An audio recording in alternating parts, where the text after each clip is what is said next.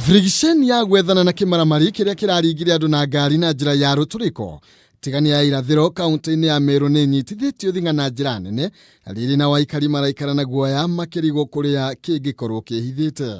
Umetakasika, tuna utakaza. Frigisheni ino yambikitwo riria ikari itura ria Mwangaza kaunti-ini ya Isiolo maraikara na guoya thutha wa kwirikana kimaramari giki kiretharire kaunti-ini iyo kiri na itanya ria gutwarithia na mbere uragani ucio nginya gikinyiria muigana wa andu 70.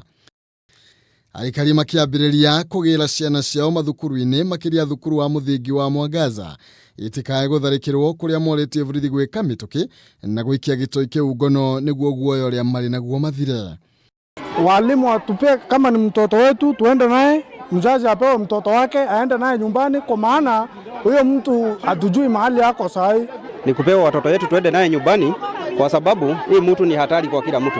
Hii mtu ni hatari kwa mtu mzima na pia kwa watoto. Tunaamua kuchukua watoto na hata pia tumeamua kuchukua lower classes, lakini up classes wamekatalia naye.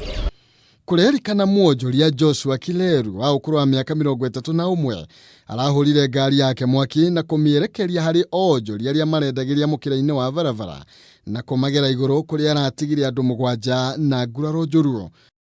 Hakuna yule alielewa, maana alichukua gari yake na akafunika number plate. Tulikuwa hapo wakati ile mtu aliingia kwa ngari hapo, akakuya na hiyo ngari akakanyanga hiyo watu.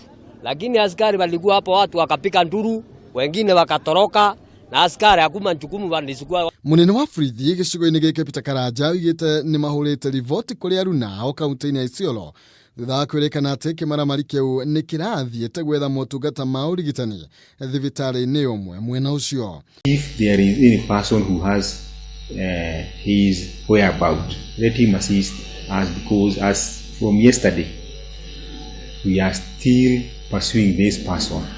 Handũ-inĩ ha Kameme TV, njĩtagwo Maina Kĩhumo.